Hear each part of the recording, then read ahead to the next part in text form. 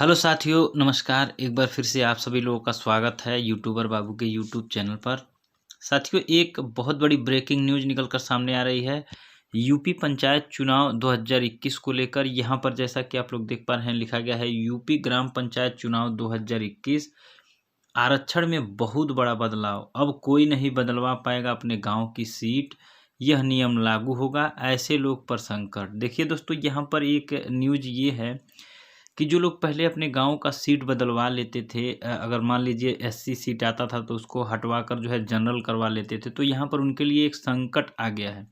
वो अब ऐसा नहीं कर पाएंगे। क्यों नहीं कर पाएंगे, हम यही इस वीडियो में बताने वाले हैं। क्या नियम लागू हुआ है, लास्ट तक वीडियो जरूर देखिएगा। और ऐसे ही न्यूज़ के लिए हमारे चैनल को सब्सक्राइब कर लीजिए, साथ साथ बेल बटन को भी प्रेस कर दीजिएगा। वीडियो अगर थोड़ा भी पसंद आता है तो लाइक कर दीजिएगा और इसे ज़्यादा से ज़्यादा लोगों तक शेयर कर दीजिएगा। तो चलिए वीडियो को शुरू कर लेते हैं। देखिए दोस्तों, जो इसमें जानकारी निकली हुई है, मैं सबसे पहले पूरा पढ़ूंगा, तब उसके बाद आप लोगों को समझाऊंगा कि कैसे यह नियम क्यों लागू हुआ है और क्या क्या है इसमें। ये हिंदुस्तान का न्यूज़पेपर है, यानी कि लाइव न्यूज़पेपर है। और ये कल का न्यूज़पेपर है, यानी कि कल जो है 15 तारीख था, जैसा कि आप लोग जानते हैं, यहाँ लिखा भी गया है 15 जनवरी 2021 19:28, यानी कि 7:28 पर यह प्रकाशित किया गया है शाम के समय।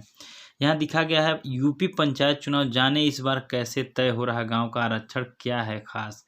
तो चलिए देख लेते हैं क्या है इसमें।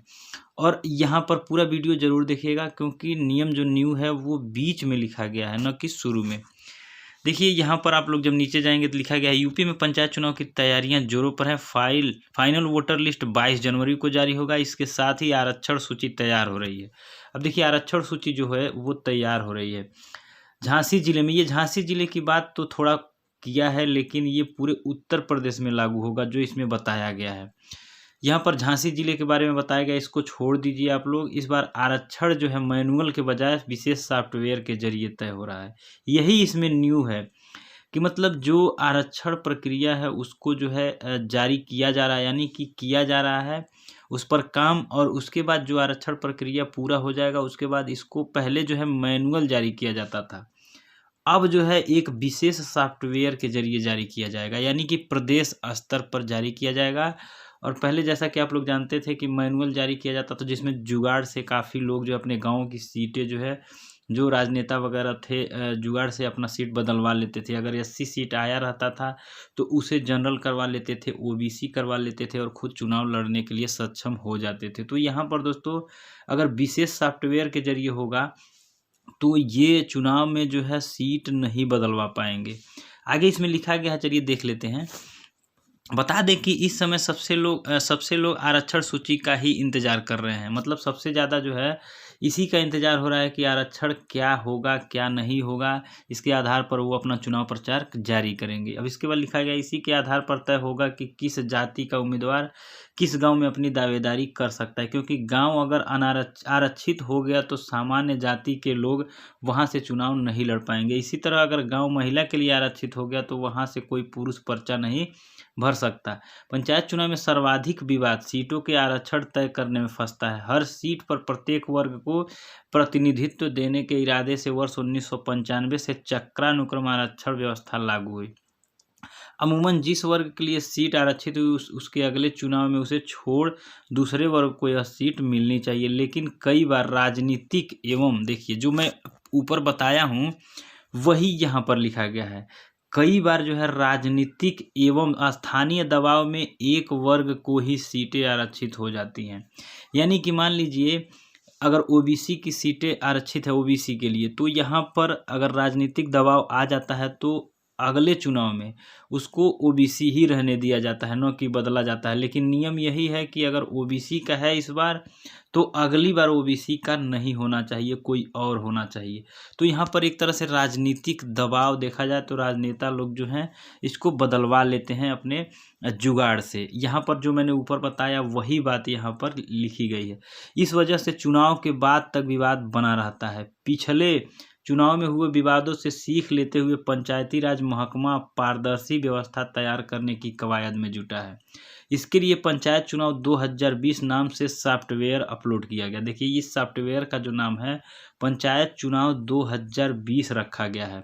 इसके लिए वर्ष 1995 से लेकर 2015 के बीच सभी ग्राम पंचायतों की आबादी समेत आरक्षण के ब्यौरे अपलोड कराए गए हैं। अब देखिए, पूरे उत्तर प्रदेश में जितने ग्राम पंचायत हैं उन सभी का जो है ब्यौरा 1995 से लेकर 2015 तक कौन सी सीट रही है, मतलब ओबीसी रही है कि एससी रही है कि जनरल रही है, इसमें जो है अपलोड कराया गया है। और बारी बारी से उसको चेक किया जा रहा है कि मतलब कब कौन सी सीट रही है, और उसका जनसंख्या भी देखा जा रहा है, यानी कि उसका जो है आबादी भी देखा जा रहा है कि आबादी कौन सबसे ज़्यादा है, एससी ज़्यादा है कि ओबीसी ज़्यादा है कि जनरल ज़्यादा है, कि मतलब कौन सी आबादी ज़्यादा है। उसके बाद जो है इस ब्यौरे को अपलोड किया गया है इस नाम के सॉफ्टवेयर में, यानी कि जो पंचायत चुनाव 2020 नाम से सॉफ्टवेयर है उसमें अपलोड किया गया है। पिछले कई दिनों से डीपीआरओ कार्यालय में इसकी फीडिंग चल रही थी, जो अब पूरी हो गई है। अब देखिए दोस्तों, ये झांसी की बात तो किया है, लेकिन ये पूरे उत्तर प्रदेश में ऐसा हो रहा है। क्यों हो रहा है कि इसमें जो है पारदर्शी तरीके से आरक्षण व्यवस्था लागू करने के लिए हो रहा है, ताकि कोई जुगाड़ न लगा पाए। अधिकारियों का कहना है कि चुनावी प्रक्रिया आरंभ होते ही शासन के फैसले के मुताबिक सॉफ्टवेयर के जरिए आरक्षण तय कर दिया जाएगा। हालांकि स्थानीय जरूरतों को देखते हुए 2% सीटों में बदलाव का अधिकार स्थानीय अफसरों को भी दिया गया है। यानी कि जो स्थानीय अफसर हैं उनको 2%, केवल 2% सीटों का जो अधिकार दिया गया है उनको दिया गया, यानी कि 2% सीटें ऐसी हैं कि उनको जो है वो बदल सकते हैं, वो अपने हिसाब से कोई भी सीट रख सकते हैं।